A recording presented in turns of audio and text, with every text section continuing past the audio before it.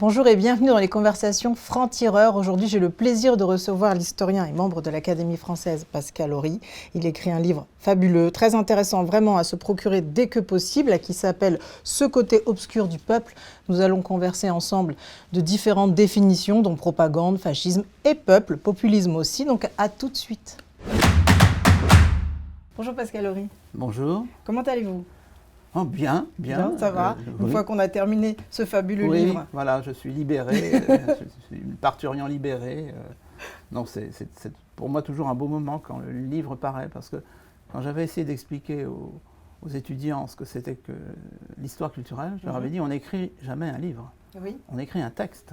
Oui. Pour que ça devienne un livre, il faut un directeur de collection, des correcteurs, un imprimeur, voilà. Et voilà, maintenant c'est un livre. Avant c'était un texte, c'est un livre. Parfait, c'est important justement, vous aimez les mots et c'est important d'apporter des bonnes définitions et nous sommes ici dans votre maison d'édition justement. Et collection bouquins, vous avez fait ce livre incroyable qui s'appelle « Ce côté obscur du peuple ». Je voulais m'arrêter avec vous dès le début de cet entretien sur le titre et ensuite on parlera du contenu. Pourquoi ce côté obscur du peuple et pas le, par exemple? Alors ça m'est spontanément venu déjà quand je cherchais un titre. Évidemment, j'aimais bien l'allusion cinématographique, mais pas seulement. Et puis, spontanément, c'était une manière, à travers, vous avez bien pointé l'élément essentiel, le « ce » et non pas « le ».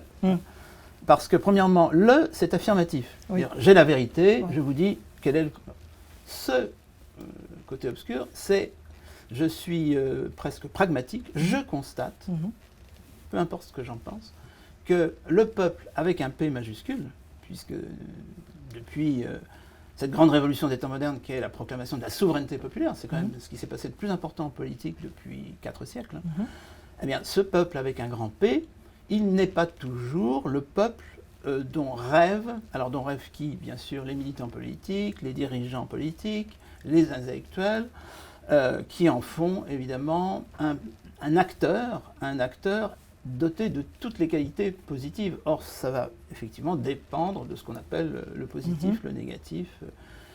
Et je pense qu'un certain nombre de ces intellectuels, de ces hommes politiques, passent leur temps à être déçus par rapport à l'image qu'ils se font du peuple. Du peuple, exactement.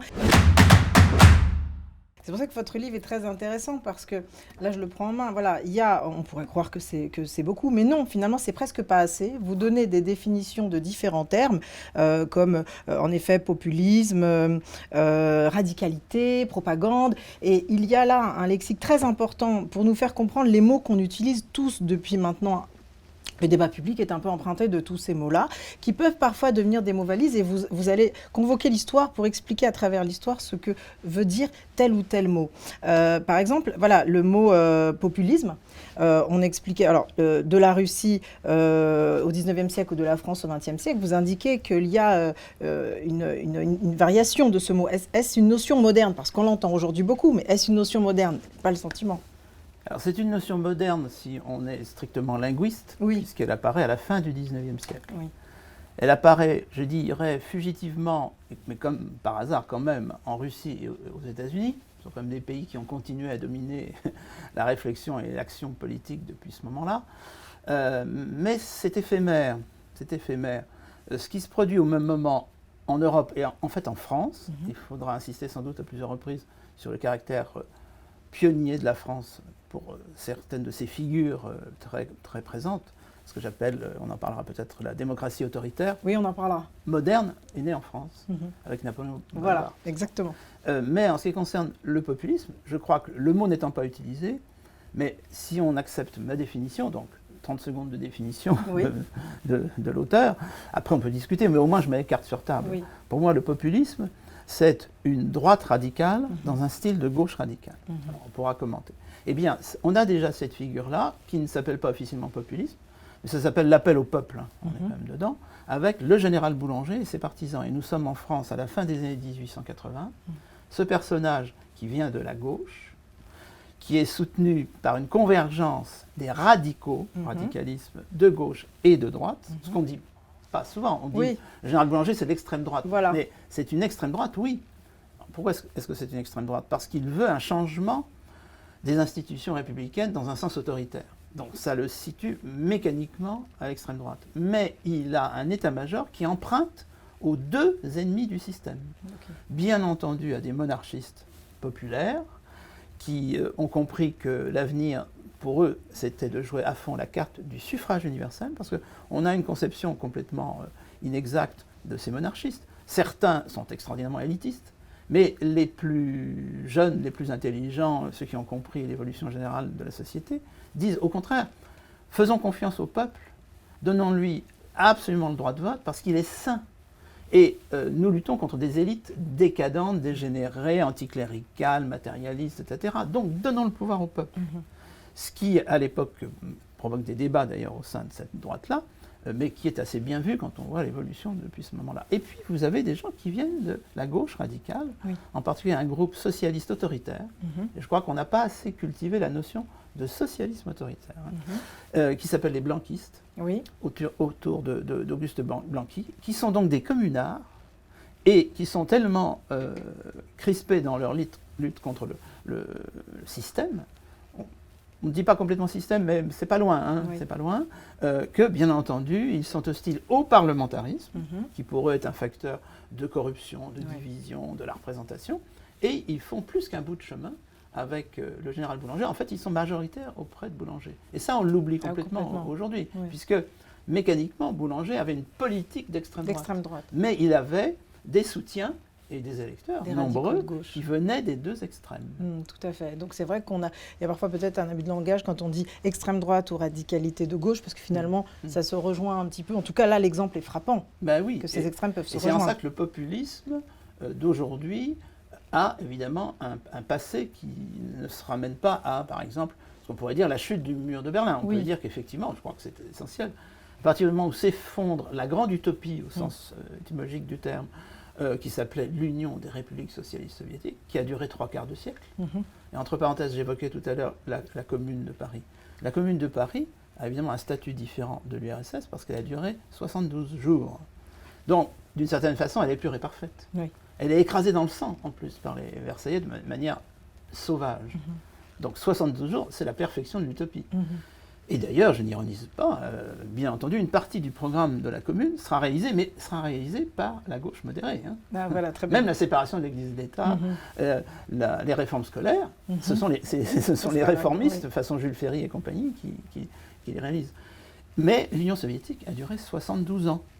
Ça ne donne pas la même signification, et en particulier les mêmes leçons qu'on puisse en tirer. Eh bien, quand cette utopie s'effondre, la politique, évidemment, c'est comme la entre guillemets nature, elle a horreur du vide.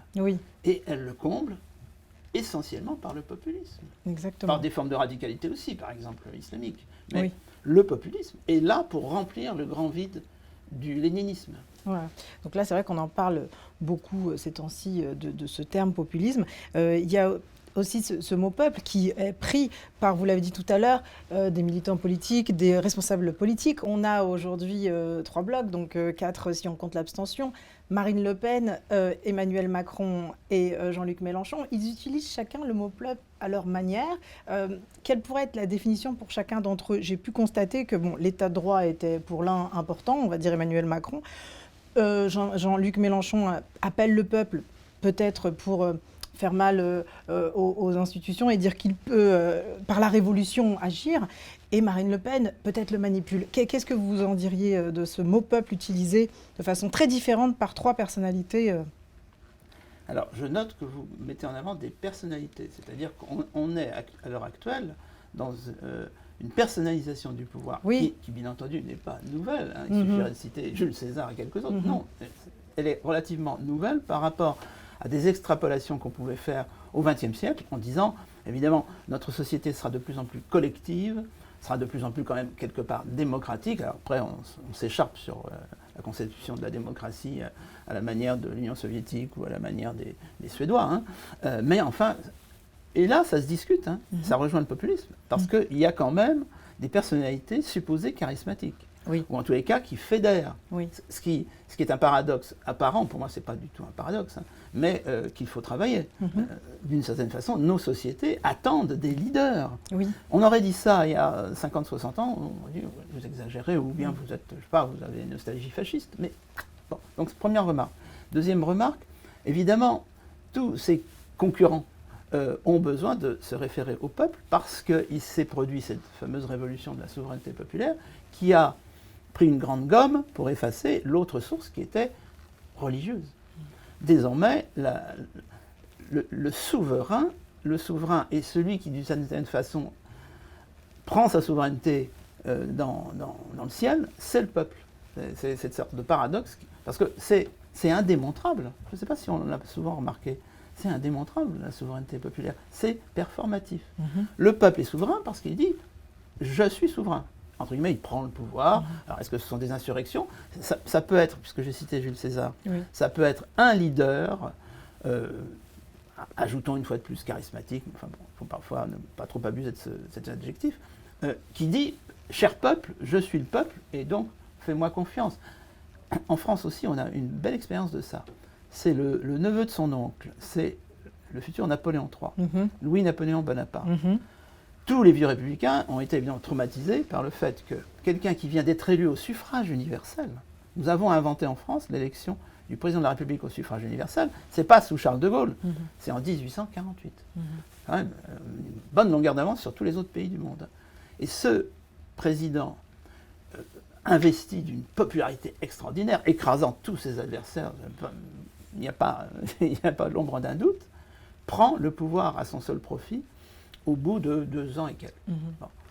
Coup d'État. Or, ce que l'on ne dit pas, c'est que quand il fait ça, en trahissant son serment, pour les républicains, c'est l'horreur. Évidemment, il sera un personnage définitivement discrédité à leurs yeux. Ça a des conséquences, d'ailleurs, jusqu'à aujourd'hui. Mais en revanche, on oublie de dire qu'il redonne le suffrage universel au peuple parce que pendant ces 2 ans et quelques, le parti de droite, pour simplifier, c'est l'époque où les partis commencent à se constituer, le parti de l'ordre, il s'appelle le parti de l'ordre avec un grand O, en avait profité, et le futur Napoléon III n'avait pas assez d'autorité pour leur dire « voilà », simplement, de façon très intelligente, il s'était mis en recul, en attendant son heure. Il a laissé ce parti de l'ordre mettre fin au suffrage universel par diverses petites dispositions législatives. Donc vous vous rendez compte, ça veut dire je suis le nouveau dictateur et je vous redonne le pouvoir, cher peuple, à mon profit. Oui. Et ça, d'une certaine façon, j'ai l'impression que ça fonctionne très souvent aujourd'hui. Oui, ben oui, c'est pour ça que je voyais... La majorité des États du monde qui sont représentés à l'ONU, parce que l'ONU s'appelle Organisation des Nations Unies, mais il faudrait dire que c'est l'Organisation des États-Unis, sans jouer sur le mot. Et plus encore, la majorité des populations du monde sont, au moment où nous parlons tous les deux, gouvernées par des démocraties, pour moi ce sont des démocraties, on y reviendra sans doute, autoritaires ou totalitaires. C'est la majorité. Donc, quand nous sommes investis dans nos discussions de luxe de démocratie libérale, n'oublions pas que nous sommes une minorité à la surface de la planète. Une discussion de luxe. J'aime beaucoup cette expression. Et c'est vrai qu'il y a, par exemple, un chemin qui pourrait... Alors, la Hongrie, ensuite on pourrait aller vers la Turquie, puis ensuite la Russie. Ce chemin-là qui amènerait une société libérale, et c'est de ça dont vous parlez, ces démocraties autoritaires. Et en effet, est-ce que la France peut y échapper ? Pourquoi ce chemin paraît inéluctable, vraiment on y court tout droit, et c'est pour ça que votre livre tombe bien, parce qu'il oblige à réfléchir aux mots que nous utilisons tous, et on les utilise tellement qu'on a l'impression qu'ils sont vidés de leur sens. Mais là vous faites référence à l'histoire et à notre immédiateté, et ce chemin-là il est concret, il y a quelque chose de vrai dans ce chemin, ou vraiment ça les concerne eux et puis pas nous? Alors, vous avez noté à juste titre que je suis très préoccupé de l'étymologie et de la définition, ce qui peut m'exposer, mais je préfère. J'ai publié il y a quelques années un ouvrage qui s'appelle « Qu'est-ce qu'une nation ?» Avec un titre comme ça, j'étais obligé de répondre à la question. Donc après, est-ce que je suis convaincant? Mais je n'aime pas rester dans le flou. Je ne considère pas que le populisme ce soit flou, alors que c'est la grande objection contre le populisme. Bon. C'est dynamique. C'est traversé par des expériences historiques différentes, mais pour moi, ce n'est pas du tout flou. J'ai donné une définition, on peut ne pas la partager. Mais vous avez, comme moi, repris la formule démocratie autoritaire, Oui. démocratie totalitaire, ça mérite une explication. Tout à fait. Puisque, ne serait-ce que dans les discussions que je peux avoir avec mes enfants, pour eux, démocratie, Oui. ça ne peut pas être autoritaire ou totalitaire. Mais c'est qu'ils ne pensent pas à cette simple remarque, que dans la définition de démocratie, vous n'avez pas un espace pour la liberté. Où est-ce que vous le trouvez ? C'est le peuple qui est souverain. Et pourquoi il serait souverain dans un sens libéral ? C'est complètement idéologique de dire ça. La souveraineté populaire peut se manifester par la démocratie libérale, donc dans ce cas-là, il faudrait préciser libérale. Quand je dis libéral, ce n'est pas la question du libéralisme économique, c'est libéral au sens philosophique. Oui. C'est fondateur de la modernité, d'ailleurs. Hein. L'Angleterre, les États-Unis, la France, XVIIe, XVIIIe siècle, XIXe, d'accord ? Mais il y a donc des démocraties autoritaires, ce n'est pas du tout contradictoire, voire totalitaire. Oui. Et la référence au peuple est à peu près universelle. Je me rappelle que pour Qu'est-ce qu'une nation ? Je m'étais plongé dans une lecture austère, enfin courte d'ailleurs, mais austère, qui est celle du préambule de la Constitution de la République islamique d'Iran. Ah oui. Et pour bien montrer qu'il ne faut absolument pas confondre Iran et Arabie Saoudite. C'est deux planètes complètement différentes. L'Arabie Saoudite, c'est un des derniers États qui ne soit pas dans la logique de la souveraineté populaire. Son nom l'explique. Je ne dis pas que c'est la propriété d'une famille, mais c'est un peu ça. Donc, on est dans la logique très ancienne des dynasties familiales. Et on peut dire que Oman et quelques autres États de la péninsule arabique sont là-dedans. C'est minoritaire, ça résiste bien, entre parenthèses, hein, parce que l'Arabie Saoudite, ce n'est pas un pays secondaire. Mais passons. La République islamique d'Iran, c'est autre chose. Vous regardez son préambule, mais c'est complètement occidental en réalité. Ça consiste à dire le peuple iranien a chassé un despote qui était le Shah, et puis ça a été soumis à un référendum, et un référendum du style, je ne me rappelle plus le chiffre, 93%. Oui, bien sûr. Eh ben, c'est un raisonnement complètement occidental de souveraineté populaire. Ça explique qu'effectivement, on ne puisse pas confondre les deux expériences. Donc la démocratie peut être autoritaire, elle peut être totalitaire, et la France, j'y reviens, sait de quoi elle parle, parce que Napoléon Bonaparte a été assez joliment, me semble-t-il, défini par une de ces, alors on ne disait pas encore intellectuelle, mais disons le mot, c'est la catégorie qui compte, une de ces intellectuelles femmes, donc c'est quand même assez remarquable pour l'époque, qui s'appelle Madame de Staël. Et Madame de Staël, je pense qu'elle était d'autant plus stigmatisée par Napoléon, que Napoléon était aussi un macho. Mais oui. Un macho corse quand même, il faut le dire. Il n'aimait pas beaucoup, ainsi que Madame de Récamier. Voilà, quand une femme lui résistait, c'était double peine. Bien sûr. Et elle avait dit, à mon avis, très finement, que Napoléon Bonaparte, c'était Robespierre à cheval. C'est-à-dire 50% héritier de la Révolution, ce qu'on oublie de dire souvent, hein, si on voit surtout le dictateur, on oublie que c'était quelque part un jacobin, un héritier des grands principes de la Révolution, qui tire à son profit, d'où le cheval. C'est-à-dire qu'il finit par épouser Marie-Louise, qui est quand même une des héritières du système politique le plus hostile à la Révolution, qui est les Habsbourg. Et il fait la synthèse. Et cette synthèse, ça donne la démocratie autoritaire. Sous Napoléon Ier, sous Napoléon III, il y a des référendums qu'on appelle des plébiscites, hein, qui sont évidemment sans surprise, mais c'est complètement nouveau. Napoléon n'est pas empereur de France, il est empereur des Français.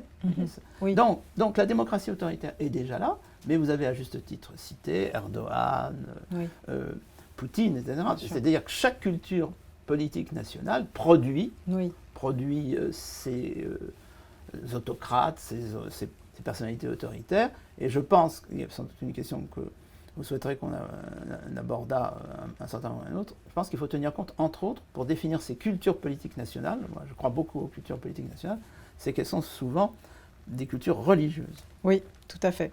Tout à fait. Je vais juste faire un petit... J'adore Germaine de Staël. Et entre monarchie et république, il y a une espèce d'en même temps. Est-ce que c'est le en même temps de l'époque ?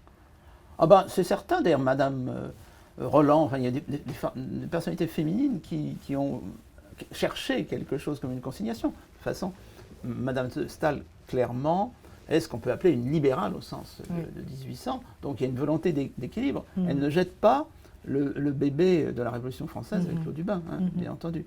Mais c'est comme pour le général Boulanger, on oublie à quel point Napoléon Bonaparte, que personnellement, d'un point de vue technique, je n'hésite pas à appeler, mais j'ai l'impression que je suis le seul Français qui fasse un dictateur. Parce que qui dit dictateur pour Napoléon Bonaparte ? Personne. Personne. C'est significatif. Quand on voit la matière dont il s'est comporté à l'égard, là aussi, des intellectuels, entre guillemets, de la presse.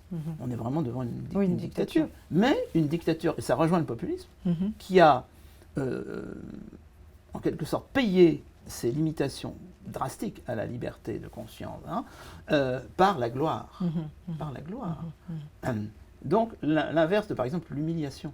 Oui. Donc autre remarque, notre ère populiste, elle est complètement accordée à une société politique où l'émotionnel est de plus en plus assumé. Parce que je suis de ceux qui pensent, mais il y en avait peu qui le pensaient il y a 50 ans, qu'il faut tenir compte de l'émotionnel en politique. Voilà. La science politique a été inventée par des rationalistes. Donc pour eux, l'acteur politique, par exemple l'électeur, etc., c'est un individu rationnel. Mais où est-ce qu'on a vu ça? Oui. C'est un mélange. Bien sûr. Et la dimension émotionnelle est considérable.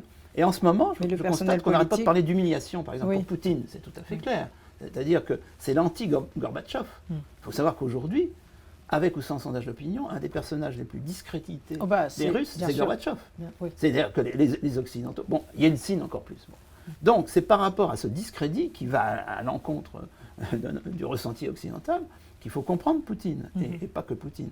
Eh bien, cet élément d'humiliation, il est évident qu'il permet à des leaders d'opinion de s'en saisir en disant « mais je vais vous redonner de la gloire ». Chez Oui. Poutine, il y a quand même Bien sûr. dans son admiration L'image pour de la grande Staline, Russie, bien sûr. pour Staline. Bien sûr. Et il n'ose pas, il oserait dire Nicolas Ier ou Alexandre Ier, bon, mais enfin, en mettant devant les caméras Staline, ce qui est quand même extraordinaire d'un point de vue historiographique, c'est extraordinaire. On n'aurait quand même pas, je pense qu'aucun historien n'aurait imaginé une configuration comme ça, et elle a lieu. Ben, il s'agit de distribuer quotidiennement une menu monnaie qui s'appelle la gloire. Oui, bien sûr. Rendre Et les Napoléon étoiles dans les Bonaparte yeux de... avait Bien réussi- sûr. avait réussi. Bien sûr. Et d'ailleurs, c'est parce Les que Napoléon conquérants. III ne le réussit pas. C'est-à-dire que Napoléon Ier sort en gloire. En héros, Il y a bien une sûr. défaite glorieuse. Bien sûr, bien sûr. Napoléon III, c'est une défaite humiliante. Humiliante. Oui, Humiliante. bien sûr. La différence entre foule et peuple? Alors, peuple m'intéresse parce que c'est d'une certaine façon social, le peuple. C'est une collectivité qui s'agrège pour des raisons, j'allais dire, de température et de pression historique spécifiques. Une des questions que j'ai toujours beaucoup aimées, c'est celle de ce philosophe allemand qui s'appelait Leibniz. Pourquoi y a-t-il quelque chose plutôt que rien? Donc, quand j'avais travaillé sur les nations, ça se retrouve aussi dans ce livre, je m'étais tout simplement dit, donc prenons des exemples d'actualité, mais pourquoi y a-t-il donc des Ukrainiens plutôt que pas? Pour M. Poutine, il n'y en a pas. Pourquoi y a-t-il des Biélorusses plutôt que pas? C'est-à-dire, pourquoi est-ce qu'à la place où il y a aujourd'hui, donc géographie, des Biélorusses, on n'aurait pas des Lettons, des Lituaniens, ou des Russes, ou d'ailleurs des Russes, bien sûr. Oui. Eh bien, là, les historiens peuvent donner la réponse. Si vous voulez. Allez-y. Bah oui, ça peut être intéressant de savoir pourquoi il y a des Allez-y. Ukrainiens et des Biélorusses. Oui. Bon.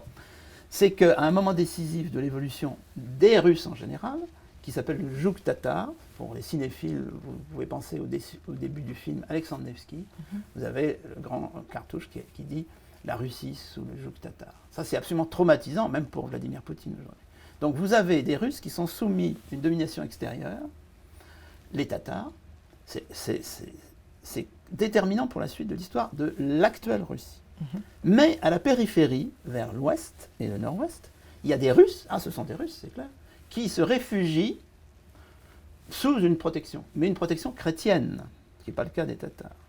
Et ceux qui se réfugient vers le nord sous une protection lituanienne, ce sont les futurs Biélorusses. Et ceux qui choisissent à l'ouest la protection polonaise, ce sont les futurs Ukrainiens. Donc c'est pas difficile d'expliquer pourquoi il y a quelque chose plutôt que rien. Ça, c'est le peuple avec un petit P. Pour que ça devienne le peuple avec un grand P, il faut la souveraineté populaire, etc. Foule, c'est quelque chose de, alors pour le coup, de plus relatif, pour ne pas dire flou, en effet. La foule, c'est un agrégat sur lequel se porte un regard généralement péjoratif. Alors le peuple peut être péjoratif, mais massivement à l'époque moderne, il est positif. On souhaite qu'il prenne le pouvoir, sauf que ce n'est pas forcément le même peuple pour les différents adversaires. Mais foule, tourbe, populace. Voilà, populace, là, exactement. Ce sont des termes alors, qui remontent à une société pré-moderne, ça c'est vrai. Dans une société pré-moderne, comme on ne croit pas à la souveraineté populaire, on justifie le prince, absolument. Mais foule va être réutilisée à l'époque. Alors, la plus récente, fin 19e, 20e, la psychologie des foules. Le bon, des gens comme ça. C'est la découverte par les élites, les nouvelles élites, de cet acteur dangereux qu'est le peuple. En effet, c'est le peuple sous sa forme négative, celui qui va vous couper la tête au besoin, et dont il faut savoir manipuler, pour le coup, les émotions. Oui. Il y a un livre remarquable, peu connu, publié en français par un immigré russe de culture allemande, qui s'appelle Serge Tchakotine. Ça sort en 1939, dans l'indifférence générale, parce que les Français ont d'autres préoccupations, ils ont tort. Ça s'appelle « Le viol des foules par la propagande politique ». Et c'est un livre extraordinaire qu'on rééditera après la guerre. Évidemment, alors là, on a compris la leçon. On aurait dû lire Tchakotine avant. On était prévenus là. Le viol des foules par la propagande politique. Ah oui, non, c'est assez incroyable.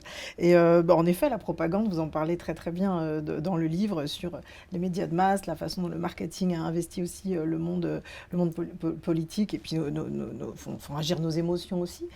C'était important justement de mettre aussi ce mot-là dans, j'ai envie d'appeler ça un super lexique dictionnaire qui nous aide à penser le monde. C'est important de parler de ça parce que c'est vrai qu'on a l'impression que tout est un peu une grande publicité géante.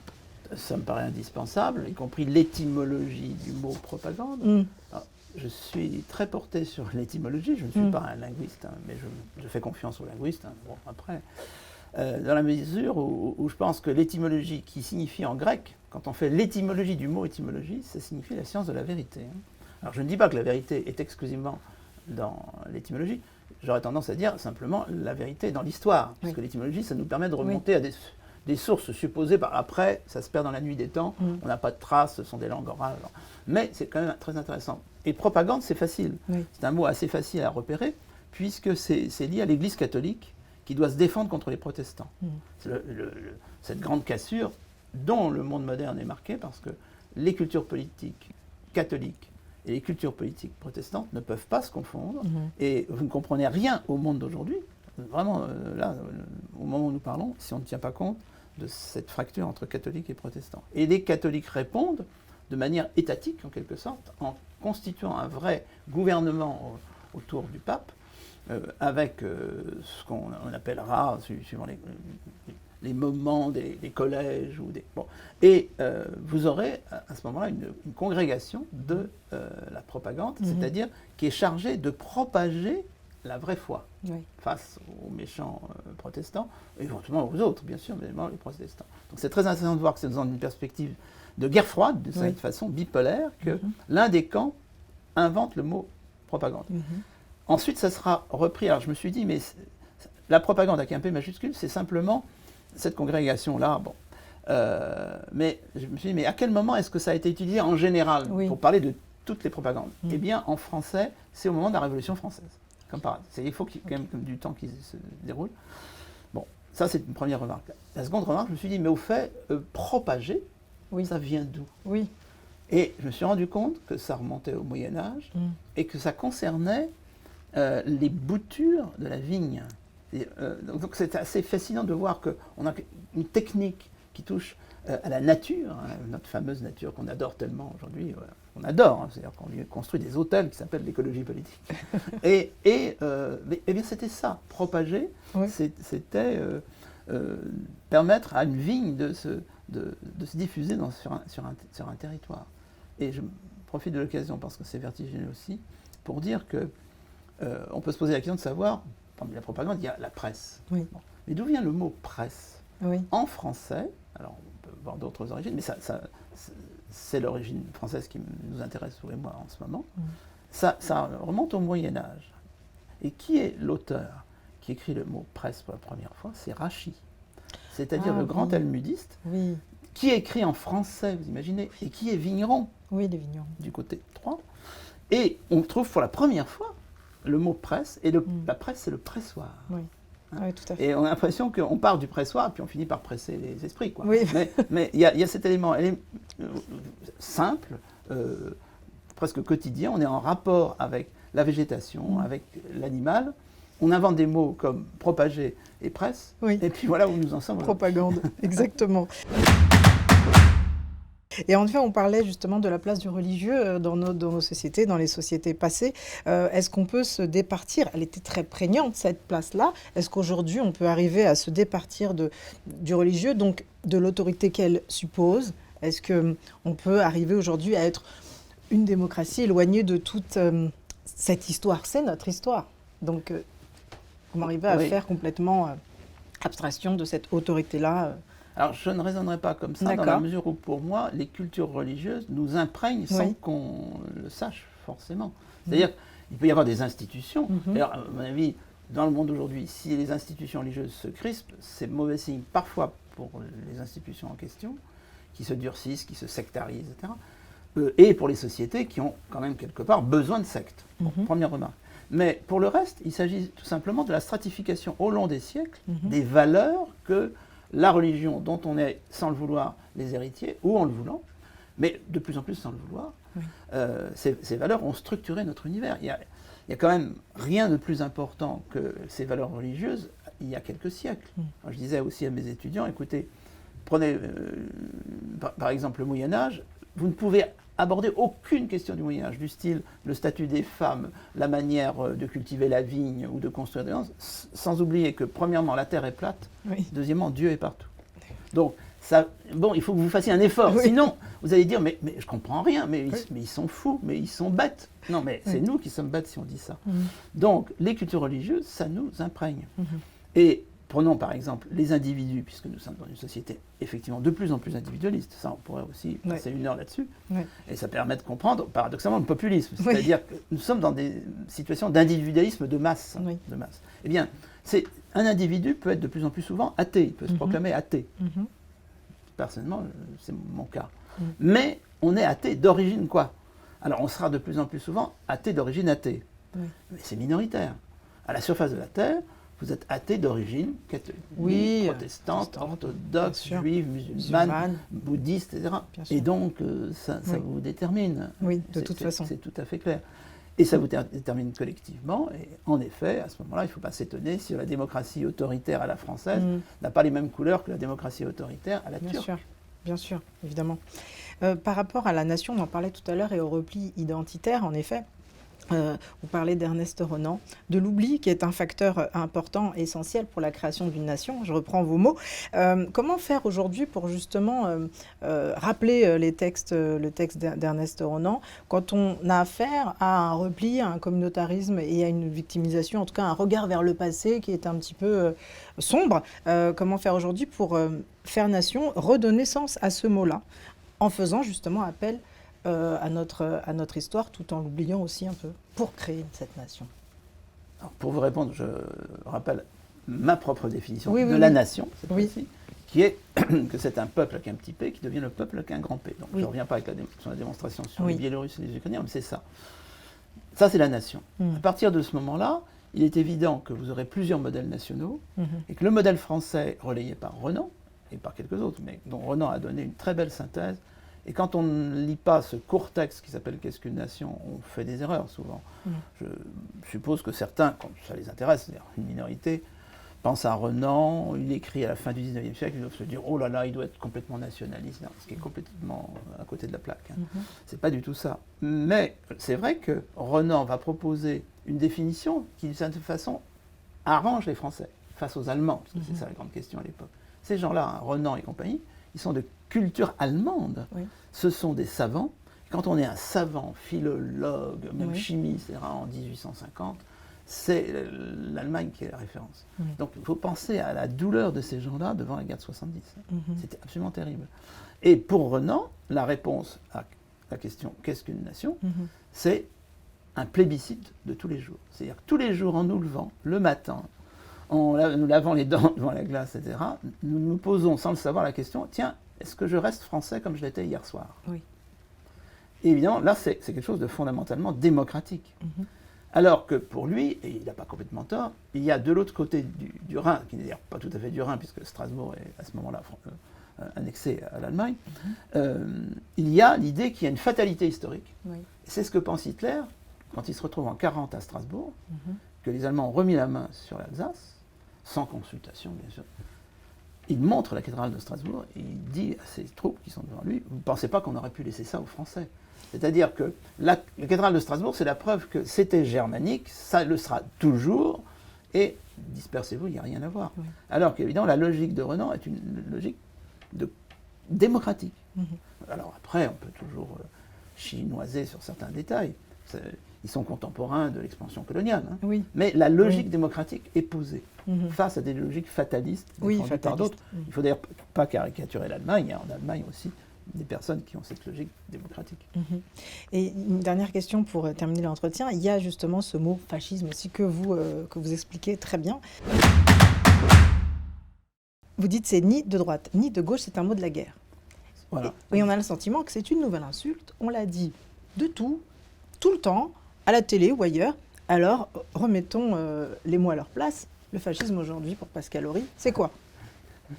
Alors effectivement, quand je me suis posé la question pour moi-même, parce qu'au fond, ces livres, ce sont des questions que je me pose à moi-même, bon, je réfléchis pendant 40 ans. Pour la nation, c'est ça. Et puis finalement, bon, j'accouche en effet de ça. Mais je me suis dit, il faut que je reprenne tout à la base. Et en particulier la question, mais d'où vient le fascisme? Un peu incantatoire, avec une voix un peu tremblotante, etc. Et vous m'avez cité en effet, je réponds à la question, vient-il de gauche ou vient-il de droite? Parce que comme le fascisme pour moi c'est un populisme, simplement extrémisé, il y a cette convergence. Et je réponds, il ne vient ni de la gauche ni de la droite, il vient de la guerre. Et c'est là qu'il faut être historien.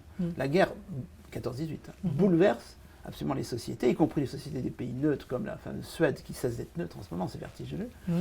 Et il faut tenir compte de ça. Or, nous avons aujourd'hui des formes dérivées de guerre, et des situations belliqueuses qui peuvent justifier... Alors, le mot fascisme étant discrédité, personne ne le mettra en avant, mais on pourra faire un populisme totalitaire, qui pour moi est le fascisme, et ça, demain, nous le connaîtrons peut-être. Alors voilà, on termine sur cette note, mais qui est d'une réalité dingue, parce que ça parle de notre aujourd'hui. Je pourrais vous poser encore 25 questions sur le livre, parce qu'il est riche, dense, important et vraiment intéressant. Donc vraiment, merci pour ce côté obscur du peuple, Pascal Horry, collection bouquins. Voilà, n'hésitez pas à vous le procurer dès que possible. C'est une belle lecture de printemps, d'été, à la plage, au café, peu importe. En tout cas, ça permet de se renseigner sur notre aujourd'hui et hier. Merci beaucoup et à très très bientôt sur les conversations francs-tireurs. Merci Pascal.